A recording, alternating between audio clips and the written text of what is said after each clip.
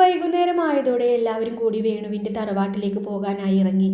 എല്ലാവരും വന്ന് കാറിൽ കയറാൻ നിന്ന സമയത്താണ് മിയെ അവിടെയൊന്നും കാണാനില്ലെന്ന് അവർ ശ്രദ്ധിക്കുന്നത്.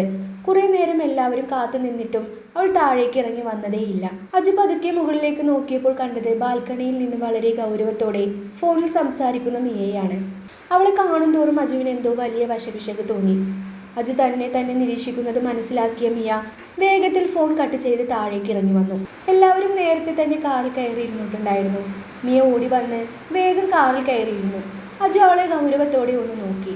മിയയുടെ മുഖത്തൊരു പരിഭ്രാന്തി മിന്നി മറിയുന്നത് അജു കൃത്യമായി ശ്രദ്ധിക്കുന്നുണ്ടായിരുന്നു. ഫോണിലെ ആ രഹസ്യ സംസാരവും തന്നെ കണ്ടപ്പോൾ പെട്ടെന്ന് ഫോൺ കട്ട് ചെയ്ത് ഇറങ്ങി വന്നതുമെല്ലാം അജുവിൻ്റെ ഉള്ളിൽ വലിയൊരു സംശയത്തിൻ്റെ വിത്തുപാകി. അങ്ങനെ അവരെല്ലാവരും കൂടി വേണുവിൻ്റെ വീട്ടിലേക്ക് യാത്ര തുടങ്ങി. തറവാടെത്താറായപ്പോൾ ഭവാനി അമ്മ ബദ്രിയോടായി പറഞ്ഞു, മോനെ, നമുക്ക് കുടുംബക്ഷേത്രത്തിൽ ഒന്ന് ഇറങ്ങാമായിരുന്നു. കുറെ നാളായില്ലേ അങ്ങോട്ട് വന്നിട്ട്. അമ്മയുടെ വാക്കിന് എതിർപ്പൊന്നും പറയാതെ ബദ്രി കാർ ക്ഷേത്രത്തിന് സമീപം ഒതുക്കി നിർത്തി. എല്ലാവരും കാറിൽ നിന്നിറങ്ങി. വളരെ മനോഹരമായ വലിയ നെൽവയലിൻ്റെ നടുവിലായിട്ടായിരുന്നു ആ ക്ഷേത്രം സ്ഥിതി ചെയ്തിരുന്നത്. അത് കാണാൻ തന്നെ കണ്ണിന് നല്ല കുളിർമയുള്ള കാഴ്ചയായിരുന്നു. അജു ആ ക്ഷേത്രത്തിൻ്റെ ഭംഗിയും പ്രകൃതിയുടെ മനോഹരിതവും കണ്ട് അവിടെ തന്നെ നിന്നു. ഭവാനി അമ്മയും അച്ഛനും ക്ഷേത്രത്തിലേക്ക് നടക്കാൻ തുടങ്ങിയ നേരത്ത് ബദ്രി തിരികെ കാറിൻ്റെ അരികിലേക്ക് പോകുന്നത് കണ്ട മിയ ചോദിച്ചു, എന്തു പറ്റി ബദ്രി? ഞാൻ ഫോൺ എടുക്കാൻ മറന്നു. ആഹാ, എന്നാൽ എൻ്റെ ഫോണും അതിനുള്ളിൽ ഇരിപ്പുണ്ട്, അതും കൂടി ഒന്ന് എടുത്തേക്കണേ. ആ ഓക്കെ.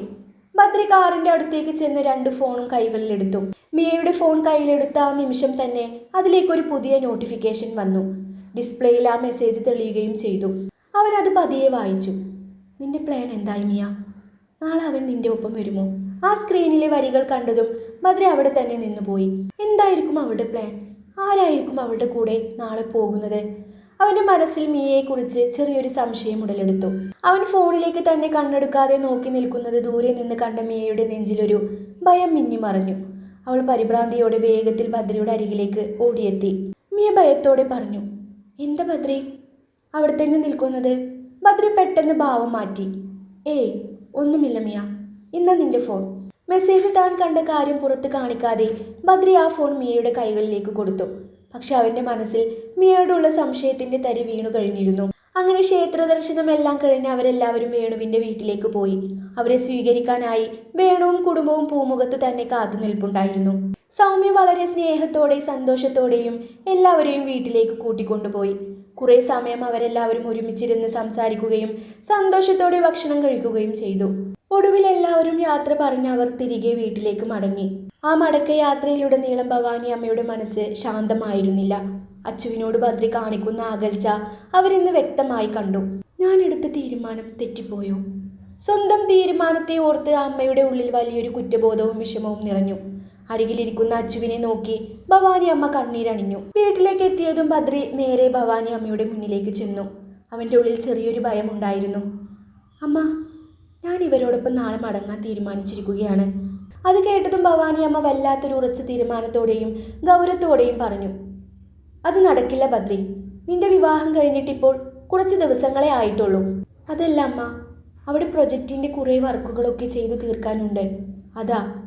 ഭവാനി അമ്മ കർശനമായി പറഞ്ഞു. അതൊന്നും പറഞ്ഞ് നീ ഒഴിയാൻ നോക്കേണ്ട. അതും പറഞ്ഞുകൊണ്ട് അവർ മുറിയിലേക്ക് കയറിപ്പോയി.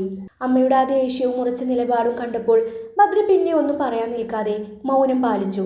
അപ്പോഴാണ് അജു പതുക്കെ ബദ്രിയുടെ അരികിലേക്ക് വന്നത്. ബദ്രി, നീ വർക്കിൻ്റെ കാര്യമോർത്ത് വെറുതെ പേടിക്കണ്ട. അവിടുത്തെ കാര്യങ്ങളൊക്കെ ഞാൻ നോക്കിക്കോളാം. നീ അനാവശ്യമായി അമ്മയെ വിഷമിപ്പിക്കണ്ട. അജുവും കൂടി അമ്മയുടെ കൂടെ നിന്ന് സംസാരിക്കുകയും ബദ്രിയുടെ യാത്ര മുടങ്ങി എന്ന് മനസ്സിലായപ്പോൾ മിയയുടെ മനസ്സ് വല്ലാതായിപ്പോയി.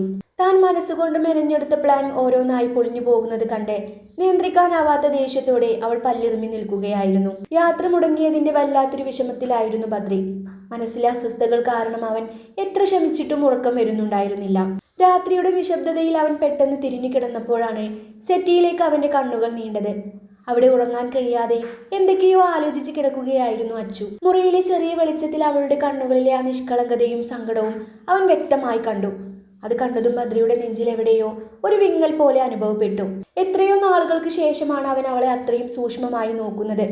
വേഗത്തിൽ കണ്ണുകൾ മാറ്റാൻ അവൻ ശ്രമിച്ചെങ്കിലും ആ നിഷ്കളങ്കമായ മുഖത്തു നിന്നും കണ്ണു മാറ്റാൻ അവൻക്ക് കഴിയുന്നുണ്ടായിരുന്നില്ല. അവൻ വേഗം മുറിയിൽ നിന്നും പുറത്തേക്ക് പോയി. രാവിലെ വളരെ നേരത്തെ തന്നെ അച്ചു എഴുന്നേറ്റ് കുളിച്ച് ശുദ്ധിയായി പൂജാമുറിയിലെത്തിയിരുന്നു. നിലവിളക്ക് കൊളുത്തി വെച്ച് വളരെ മനോഹരമായിട്ട് തന്നെ പ്രാർത്ഥന ജപിച്ചിരുന്നു. അത് കേട്ടുകൊണ്ട് അടുക്കളയിലേക്ക് പോകാൻ ഇറങ്ങിയ അമ്മ പൂജാമുറിയിൽ നിന്ന് ഒഴുകിയെത്തുന്ന ആ കീർത്തനം കേട്ട് അറിയാതെ അവിടെ തന്നെ തറഞ്ഞു നിന്നുപോയി. അച്ചുവിന്റെ ഭക്തി നിറഞ്ഞ കണ്ണുകളും മനസ്സിൽ അലിയിക്കുന്ന ആ പ്രാർത്ഥനയും കണ്ടപ്പോൾ ഭവാനി അമ്മ അവളുടെ മനോഹരമായ സ്വരത്തിൽ പൂർണ്ണമായും മുഴുകിപ്പോയി. വാതിൽക്കൽ തന്നെ നോക്കി സ്നേഹത്തോടെ നിൽക്കുന്ന ഭവാനി അമ്മയെ കണ്ടതും അവളുടെ ചുണ്ടിൽ മനോഹരമായ ഒരു പുഞ്ചിരി വിരിഞ്ഞു. ആ പുഞ്ചിരി കണ്ടപ്പോൾ ഭവാനി അമ്മയുടെ മനസ്സിലെ സങ്കടങ്ങളെല്ലാം ഒരു നിമിഷം കൊണ്ട് മാഞ്ഞുപോയി. രണ്ടുപേരും ആ നിഷ്കളങ്കമായ സന്തോഷത്തോടെ അടുക്കളയിലേക്ക് നടന്നു. രാവിലത്തെ ചായ ഉണ്ടാക്കലും പ്രാർത്ഥനയൊരുക്കലുമായി രണ്ടുപേരും ഒന്നിച്ചോരോ പണികളിൽ ഏർപ്പെട്ടു. അപ്പോഴേക്കും ഓമനയും അങ്ങോട്ട് എത്തിക്കഴിഞ്ഞിരുന്നു. മിയ ആകട്ടെ തൻ്റെ ഓരോ സാധനങ്ങളും ബാഗിലേക്ക് പാക്ക് ചെയ്യുമ്പോഴും മിയ ദേഷ്യം സഹിക്കാനാവാതെ എന്തൊക്കെയോ പിറുപിറുക്കുന്നുണ്ടായിരുന്നു. താൻ മനസ്സിൽ വിചാരിച്ചതുപോലെ കാര്യങ്ങളൊന്നും നടക്കാത്തതിൻ്റെ കലിപ്പും നിരാശയുമായിരുന്നു അവൾക്ക്. പെട്ടെന്നാണ് അജു ആ മുറിയിലേക്ക് കടന്നു വന്നത്. മനസ്സില്ലാ മനസ്സോടെ പല്ലുറുമി സാധനങ്ങൾ പാക്ക് ചെയ്യുന്ന മിയെ കണ്ടപ്പോൾ അജുവിന് കാര്യം മനസ്സിലായി. അവനൊരു പരിഹാസത്തോടെ ചോദിച്ചു, എന്താ മിയ, തിരിച്ചു പോരാൻ ഒട്ടും താല്പര്യമില്ലാത്തതുപോലെ? അപ്രത്യക്ഷമായ അജുവിനെ കണ്ടതും മിയ ഒന്ന് വെപ്രാളപ്പെട്ടു. അവൾ മുഖത്ത് കപടമായ ഒരു ഭാവം വരുത്തി വെച്ച് പറഞ്ഞു, അതല്ല അജു, ഞാൻ ആദ്യമായിട്ടാ ഇങ്ങനെ ഒരു കുടുംബവുമായി ഇത്രയും അടുക്കുന്നത്. അപ്പോൾ പെട്ടെന്ന് ഇവരെയൊക്കെ വിട്ടു പോകേണ്ടി വരുമ്പോൾ അതിൻ്റെ ഒരു വിഷമം അതാ. പക്ഷെ ഞാൻ കണ്ടത് വിഷമമല്ലല്ലോ, എന്തോ ഒരു ദേഷ്യമുള്ളത് പോലെയാണല്ലോ. മിയ ഒന്ന് ചിരിക്കാൻ ശ്രമിച്ചുകൊണ്ട് പറഞ്ഞു, അയ്യോ അങ്ങനെയൊന്നുമല്ല അജു. അജു ചെറിയൊരു ഗൗരവത്തോടെ പറഞ്ഞു, നടക്കട്ടെ, വേഗം നോക്ക്, ഇറങ്ങാൻ സമയമായി. അത്രയും പറഞ്ഞ അജു അവിടെ നിന്നും നീങ്ങി. അവൻ പുറത്തു പോയതും മിയയുടെ പുഞ്ചിരി മാഞ്ഞു. തന്നെ അജു സംശയിക്കുന്നുണ്ടെന്ന ഭയം അവളുടെ മുഖത്ത് തെളിഞ്ഞു വന്നു. അവരെല്ലാവരും പോകാനായി ലഗേജുമായി താഴേക്ക് ഇറങ്ങി വന്നു. കുറേ ദിവസങ്ങൾ ഒരുമിച്ച് നിന്നതുകൊണ്ട് തന്നെ ഭവാനി അമ്മക്ക് അവരുടെ മടങ്ങിപ്പോക്കിൽ നല്ല വിഷമമുണ്ടായിരുന്നു. ഇറങ്ങാൻ നേരത്ത് ഉമ്മറത്ത് അച്ചു നിൽക്കുന്നുണ്ടായിരുന്നു. അജു പതുക്കെ അവളുടെ അരികിലേക്ക് ചെന്ന് പറഞ്ഞു, ഹാപ്പി ആയിട്ടിരിക്കണം കേട്ടോ. നമുക്ക് ഇവൻ്റെ ഈ മൂഷട്ട സ്വഭാവമൊക്കെ ഒന്ന് മാറ്റിയെടുക്കണം. ഇനി കുറച്ച് ദിവസം അവൻ ഇവിടെ തന്നെ ഉണ്ടല്ലോ. നിന്നെക്കൊണ്ട് പറ്റുന്നത് പോലെ നീയും ഒന്ന് ശ്രമിച്ചു നോക്ക്.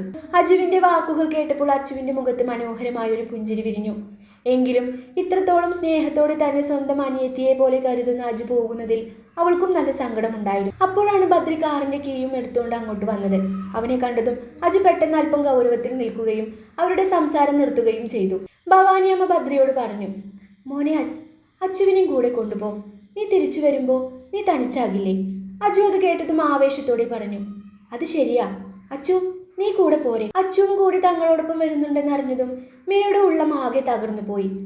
തിരിച്ചു വരുമ്പോൾ ബദ്രിയും അച്ചുവും മാത്രമായി തനിച്ചാകില്ലേ എന്നോർത്തപ്പോൾ അവൾക്ക് സഹിക്കാൻ കഴിഞ്ഞില്ല. താൻ ഇതുവരെ പ്ലാൻ ചെയ്തതെല്ലാം വെള്ളത്തിലാകാൻ പോവുകയാണെന്ന് മനസ്സിലായപ്പോൾ അവൾക്ക് സ്വയം നിയന്ത്രണം വിട്ടുപോകുന്നത് പോലെ തോന്നി. അജു അങ്ങനെ പറഞ്ഞതും അച്ചു പതുക്കെ ബദ്രിയെ ഒന്ന് നോക്കി. ബദ്രി അല്പം ഗൗരവത്തോടെ തന്നെ പറഞ്ഞു, പോരുന്നുണ്ടെങ്കിൽ വേഗം കയറ്, പെട്ടെന്ന് പോകണം.